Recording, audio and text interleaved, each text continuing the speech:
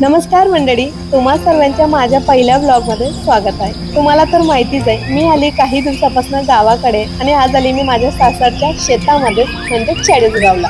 पूर्ण परिवार मिळून शेतात पार्टी करायचं ठरवलं. म्हटलं पार्टी करतोय तर छोटासा तुमच्यासोबत ब्लॉगही शेअर करावा आणि त्याचसोबत आमच्या खानदेशची प्रसिद्ध अशी वरणबट्टी आणि घोटलेल्या वांग्याची भाजी याची रेसिपी देखील तुमच्यासोबत शेअर करता येईल. शहरात राहून कुठे मिळते ना होते आपल्याला चुलीवरच्या जेवणाची मज्जा. चला ब्लॉगची सुरुवातच होते चूल मांडण्यापासून. त्या माझे लहान चूल मांडून देत आहे मला आणि इकडे माझी चालू आहे आता सुरुवात स्वयंपाकाची. इथे मी आता कणिक मळायला घेते बट्टीची.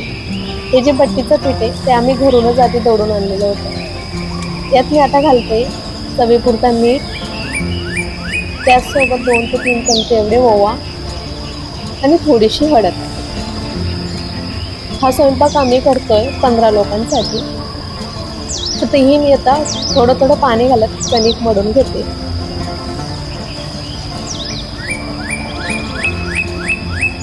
इकडे माझं कणिक मळणं चालू आहे आणि दुसरीकडे पोरांचं किलबिट आणि छान त्यांचं खेळणं आणि एन्जॉय करणं.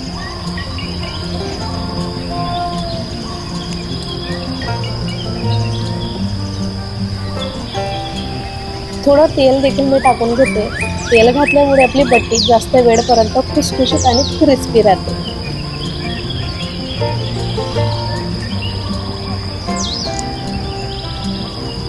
कणिक म्हणून छान झालंय. मी तुम्हाला आता बिना पोरपाटाच्या किंवा बिना लाटायच्या बट्टीला लेयर्स कशा येतील एक छोटीशी ट्रिक सांगते. त्यासाठी काय करायचं, एक गोळा घ्यायचा, हातावरती त्याला छान चपट्या करायच्या किंवा चपातीचा आकार द्यायचा गोल या पद्धतीने आणि त्याला आता तेल लावून घ्यायचे आणि 2 ते 3 वेळा फोल्ड करायचे. तिथे मी 3 वेळा तेल लावून घेतलंय आणि 2 वेळा फोल्ड करून छान असा गोळा पुन्हा तयार करून घेतलाय. म्हणजे आपली अगदी बट्टी तयार होईल. गावाकडे कुठल्याही प्रकारचं फोल्ड करत नाही किंवा लाटून घेत नाही बट्टीला. जास्त क्वांटिटीत किंवा जास्त मानमानतांच्या वेळेस आमच्याकडे बट्टी बनवली जाते म्हणून डायरेक्टली पिठाचे पोळे बनवतात आणि त्या उकळत्या पाण्यात सोडतात. पण जर तुम्हाला छान लेयर्स आलेल्या बट्ट्यांचा स्वाद घ्यायचा असेल तर ही ट्रिक नक्कीच तुम्ही वापरू शकता. तिकडं माझ्या बट्ट्या करणं चालू आहे. इकडे चूल पेटवून देत आहे माझे दीर आणि नणंद. चुलीवरती पातेलं किंवा कढई ठेवण्याऐवजी गावाकडे त्याला मातीचं बोल किंवा मातीचे कोटिंग केले जाते जेणेकरून पटकन भांडे घासले जावे. पण त्याहून अगदी सोपी ट्रिक मी तुम्हाला सांगते. भांडे घासायला त्रास होतो किंवा हात दुखायला येतो तर तुम्ही ही ट्रिक वापरू शकता. साबण किंवा सरपची त्याला कोटिंग जर केली तर भांडे अगदी कितीही काळे झाले सहजच निघतील, हात दुखणार नाही. आता या पातेल्यात मी अर्धा पातेल एवढं पाणी टाकलंय आणि उकडायला ठेवलंय झाकण ठेवून. दुसरीकडे राहिलेल्या बट्ट्या माझ्या जेठानीबाई बनवत आहेत आणि मी डाळला फोडणी देण्यासाठी टमॅटो आणि मिरची कट करून घेतली. हे टमॅटो अगदी लालसर आणि अगदी ऑर्गॅनिक आमच्या शेतातलेच आहेत. तुम्हाला पुढे दाखवेलच आमच्या शेतात कोणकोणता भाजीपाला लावलेला आहे. इथं आमची कृषी मध्ये मध्ये लुडबुड करून मला मदत करण्याचा प्रयत्न करते. आमची नणंदबाई लसूण सोलतायत. तर इकडे माझ्या लहान सासूबाई पाणी उकळून झालंय म्हणून त्यात आता बट्टी टाकून घेत आहेत. आमच्या गावाकडे किंवा आमच्या खानदेशात ही अगदी ऑथेंटिक किंवा एकदम जुनी पद्धत आहे बट्टी बनवण्याची, जी की पाण्यात उकळून बनवली जाते. तर इकडे डाळला मी घोटून घेते. आधीच आम्ही त्याला कुकरमध्ये शिजवून ठेवलेली होती. इकडे डाळ घोटून झालंय माझं.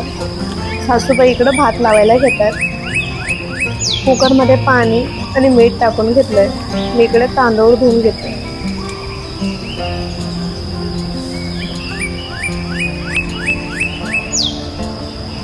तांदूळ धुवून झालंय. आता मी पाणी देखील गरम झालंय त्यात तांदूळ टाकून देते. त्याचसोबत मी टाकते थोडं तेल. भात छान असा मऊ लुसलुशीत यावा म्हणून झाकण बंद करून घेते. इकडं भात शिजेल तोपर्यंत मी तुम्हाला आमच्या शेताची छोटीशी टूर करून आणते, ज्यात आम्ही आता कोणतं उत्पन्न घेतोय आणि कोणकोणता भाजीपाला लावलाय. तर इकडं आहे मक्का, गहू आणि मधोमध आहे भुईमूग. इथं आमचं पूर्ण परिवार जो कामं करतंय, बाकीचे एन्जॉय करतात. आणि खालच्या शेतात आहे आमचं बाजरी. पुन्हा वरच्या शेतात आहे आमच्यावाला मोसंबी, जी की 3 बिघा शेतीमध्ये लावली. खालच्या साईडला आहे विहीर आणि मोसंबीच्या मध्ये जे गॅप असतो तिथं आम्ही लावला आहे भुईमूग, हरभरा आणि त्याचसोबत काही भाजीपाला, ज्यात आहे इकडे वांगे. इथे मी वांगे तोडून घेते आता भुटलेली वांग्याची भाजी करायची म्हणून. अगदी काटेरी वांगे आणि जी गावरान म्हणतात ती वाली वांगी आहे.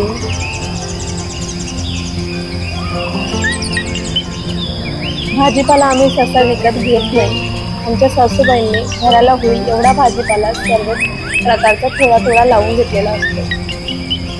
माझी वांगी तोडून आता झाली. तुम्हाला पूर्ण मोसंबीचं मी शेत दाखवते. त्यामध्ये लावलाय हरभरा. इकडं आता दुसरा मोसंबीला बहर आलेला आहे. पहिली तोडणी आमची झालेली आहे. दुसरा बहरची जी मोसंबी असते ती आम्ही तोडतही नाही आणि विकतही नाही. मी 2-3 तोडून घेतलाय खाण्यासाठी. हरभरा पण छान आलाय. आणि हा आहे आमच्या शेतातला मधला बांध, ज्याला आम्ही लावलेत भरपूर असे आंबे. 3 आंब्यांची झाडं आहेत, पपईची आहेत आणि आवळ्याची. हे पहिलं झाड आहे जे की खूप मोठं झालंय आणि यावर्षी आंब्याला खूप जास्त बहर आलेला आहे किंवा मोहर आलेली आहे. किती छोटे छोटे आंबे आहेत. पपईला देखील खूप जास्त पपई आले, पण एकही पिकलेली नाही, सगळ्या कच्च्या आहेत. हा आहे दुसरं आंब्याचं झाड आणि अजून एक तिसरं आहे की ज्या त्या कोपऱ्याला आहे. इथं आहे आवळ्याचं झाड आणि त्याचसोबत आहे कढीपत्ता. हा कढीपत्ता लावला आहे माझ्या लहान नणंदबाईंनी. त्याच्या खाली आहेत टमॅटो. मी तुम्हाला आधीच सांगितलंच की टमॅटो देखील आहेत आमच्या शेतात. बघू शकतात किती जास्त टमॅटो आलेत. ते झाड डायरेक्ट वजनाने खाली लपतंय. लाल झालेली टमॅटो आम्ही आधीच तोडून घेतली होती. ही सर्व कच्ची टमॅटो राहू दिलेली आहेत आता. इकडं लावला आहे आमचा घरचा गावरान लसूण, जो की लालवाला असतो तो. लसणाची पात तोडून घेते मी इथं भाजीसाठी. इकडे आहे मिरची. इकडे आहे मिरची. मिरचीला आता यायला सुरुवातच होते. हा आहे आमच्या शेताचा मधला बांध, ज्यावरती खूप सारी अशी झाडं लावलीत. ही आहेत पळसाची झाडं. भेटूया पार्ट 2 मध्ये. ब्लॉग आवडला असेल तर लाईक करा आणि पुढच्या पार्टसाठी सबस्क्राईब करून ठेवा. तोपर्यंत मग